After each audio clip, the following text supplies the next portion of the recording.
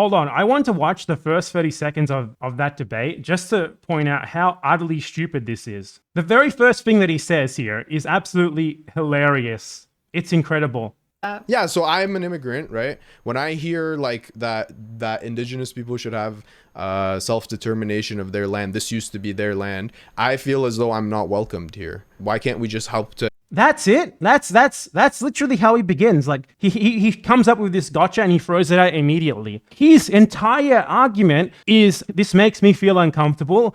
Ergo, indigenous people should not have self-determination. The equivalent of this would be, for example, like an Irishman moving to Australia at the height of like the indigenous genocide there and being like, when you indigenous people talk to me about the fact that you don't think that the British should rule you, that makes me feel uncomfortable. I don't fucking care. I don't give a shit that it makes you feel uncomfortable. This isn't about you and your dumb little feelings. I literally don't fucking care. These people just like go for the first gotcha that comes to mind. It's an IDPOL gotcha as well, like the worst kind. It's not that this guy would be deported or whatever if there was indigenous sovereignty. Obviously he wouldn't be. But he identifies himself so strongly with the genocidal Canadian state that like his feeling of belonging is completely attached to it. He's essentially become a Canadian nationalist. So his argument is no different to any other Canadian nationalist settler colonialist, except it's coming from an immigrant. And he's using that as basically the only thing that he can find to justify his argument. Is immediate IDPOL. Like, I am benefiting from the settler colonial genocide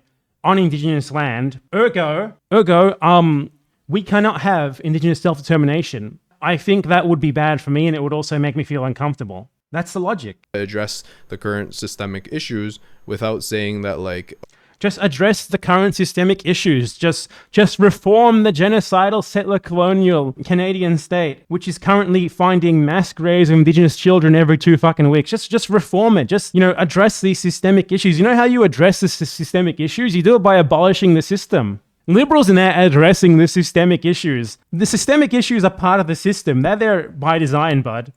You can't address them. Oh no, this is our land, kind of. But he thinks it's his land. Well, it's not your land. That's like, he stops there because he thinks it's a gotcha. It's not. What does he think makes it his land more than it does the indigenous people's land? Why though? So it's why can't it? Because it's never stopped being stolen. And I think it's just kind of as simple as that. I just don't think the dichotomy of colonizer and colonized applies to today's analysis of the world. And oh my god, this guy is incredibly stupid. Absolutely the dumbest motherfucker imaginable. That people watch streams of people like this is incredible. How does this happen? Like, this guy's entire being is, I am an immigrant to Canada. I am an immigrant to Canada. I love Canada. Canada is so great. I have benefited so much from being in Canada. It reminds me of this incredible clip from someone else, like this chick, EristocracyTV. And she's a white South African immigrant to Canada. And she came up with like this absolutely incredible justification.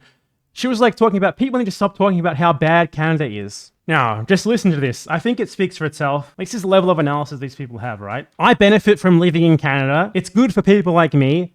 Ergo, indigenous self-determination, no thank you. That's literally her argument here. 2 minutes of this. 2 minutes and 18 seconds of pure torture. And these are like the political thinkers that like the average Twitch stream watcher is looking towards. I think there are a lot of things about Canada that most people take for granted.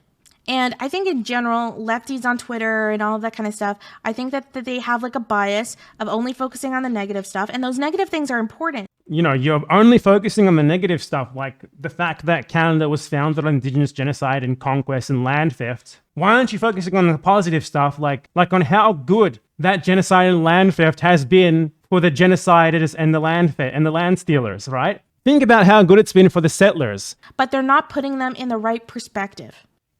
Right? Like, they're not putting it in the context, and their context is usually their lens is very narrow. They're thinking Canada Indigenous.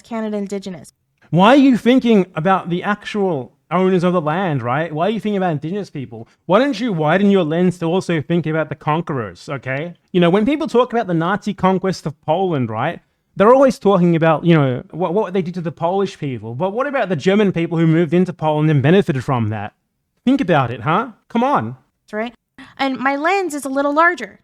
Like, She has a larger lens. She thinks that she has some sort of like special larger perspective and that she's enlightening her viewers because she's just glossing over everything regarding the fucking genocide here to talk about how great things are for the people who have benefited from it. It's so absurd. She thinks that she's injecting nuance here. No one who thinks they're injecting nuance is ever actually injecting nuance. You are too online like the online left. But yeah, like my lens is a lot larger. Like I have different perspectives. I mean, I'll give you an example. Is in Canada, it's kind of just a given that if you don't listen to the police, they're not going to shoot you. Where I come from in South Africa, if you don't listen to the police, they might shoot you or they might rape you. So for one, she's South African. I'll tell you right now, a white South African is not going to get shot or raped by the police. The police are going to be like fucking kneeling before you to do whatever the fuck you want. What the fuck is she talking about? Literally false. And for two, being like, as a white immigrant from South Africa to Canada, for one, if you're a white immigrant from South Africa to Canada, we know why that's the case, okay? We know why white people left South Africa in the last 30 years. It's called the abolition of apartheid. Why would white people suddenly leave South Africa within the last 30 years when before that they were fucking happy to be there? We all know why. And for two, like, I don't fucking care. I don't care about how great Canada is for you. That Canada is great for the settler genociders who are still actively committing genocide, even by their own fucking standards. Like the Canadian government acknowledges that it's still actively committing genocide. I don't care how much you're benefiting from the land theft and genocide that people committed before you moved there than I would for someone in the same situation in like fucking occupied Nazi Poland, man. Or they might just come and steal your shit. If you're Indigenous, by the way, the Canadian police will absolutely kill you and rape you. So yeah, you see, she's saying it's good for me here. Ergo, basically, I don't fucking care. I don't care. Deal with it. No self-determination for you because I like this place. In Canada, I don't have to have bars on my windows. In South Africa, I do. Like this is like the settler colonist's final boss. I want a white South African who complains that living in South Africa was too scary for her, who has now moved to Canada to be a settler there as well. Now basically comparing how good it is to be in a settler, how good it is to be like a white settler from like the absolute most privileged part of the population that has benefited by far the most from genocide in two different countries that were victims of settler colonization by white people. This is so fucking incredible. It's amazing. In Canada, I get to live alongside people of different cultures and different languages and different groups, and we all literally get along. It doesn't mean there are not problems. There are definitely problems, but like, you notice how she's explicitly excluding the people who were genocided from this, right? It's all that I like how these things are for me and other people like me. Ergo, fucking deal with it. It's our land now because it's good for me. That's how it works, apparently. we can literally interact on the street, feel safe with one another, and communicate. It is not that way in the countries I came from. In Canada, the rape rate for women is literally just like comparing statistics. Like, this is so absurd. It's devoid of any sort of real analysis of power, of structure. Just like, for me, it's better here. Ergo, self-determination, no. Decolonization, no. Sovereignty, no.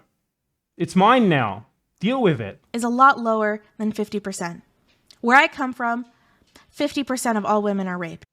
No, not of people like you, okay? We're talking about white people who lived almost totally fucking segregated in South Africa. They live in their fucking walled mansions with security guards 24/7. Like, the idea that she had a hard life in South Africa is an absolute fucking joke. In Canada, I'm not forced to go to the army. In Canada, I'm not forced to go to the army. An endless barrage of, I like it here, it's good for people like me, and that's the entire argument. Stop talking about these fucking Indigenous people that make me uncomfortable. I don't want to think about them. I only want to think about how good it is for me that we stole their land and genocided them and are still genociding them, even by our own admission. Okay? Thank you very much. Stop being so unfair. And fight in a war that I don't believe in. This person is so stupid, abominably dumb. I cannot believe it. I can't believe it. I cannot fucking believe it. The standards for Twitch politics are zero.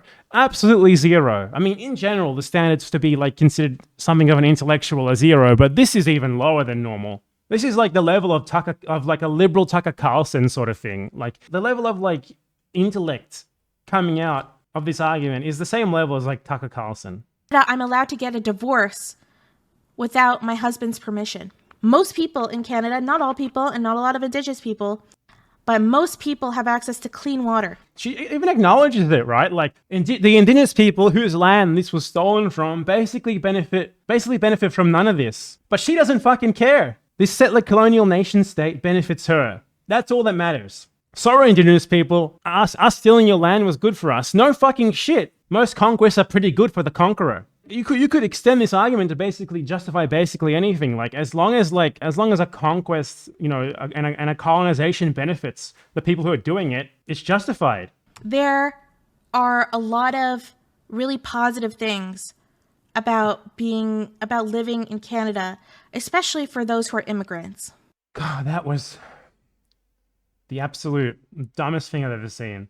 Like, what do I say about it that I haven't already said? I really think, like, anyone watching that who isn't just like a dumb liberal looking to like, you know, cheer about how great Canada is or whatever, would immediately be able to tell how fucking dumb that is, how incredibly stupid it is, and how she basically just said nothing of substance at all other than like, it's good for me, no, and that's all I care about. It's good for me, self-determination, no. Indigenous sovereignty, no. They all come from the position that this makes me uncomfortable, ergo it's bad. This hurts my liberal sensibilities, my liberal understanding of the world that I have absolutely no desire to overcome or challenge. And that's all that matters. All that matters is my standpoint. All that matters is how I feel. And she's playing the immigrant card too. She's fucking South African. You're fucking South African. You don't get to play the fucking immigrant card. The immigrant card, you already don't get to play it no matter who you are, but you get to play it even fucking less when you're fucking South African. Unbelievable. Both of those two people are just such great examples of the intellectual bankruptcy of liberalism, but especially Twitch liberalism. Oh my God. And of course she's also a Zionist, we know that. She's like a fucking triple settler colonist. Zionist, pro-Canadian settler colonialism, and a fucking South African. All together. That's like, I can't imagine worse than that. What are we gonna find next? Was Cecil Rhodes her fucking ancestor? Like, come on, man. Absurd stuff.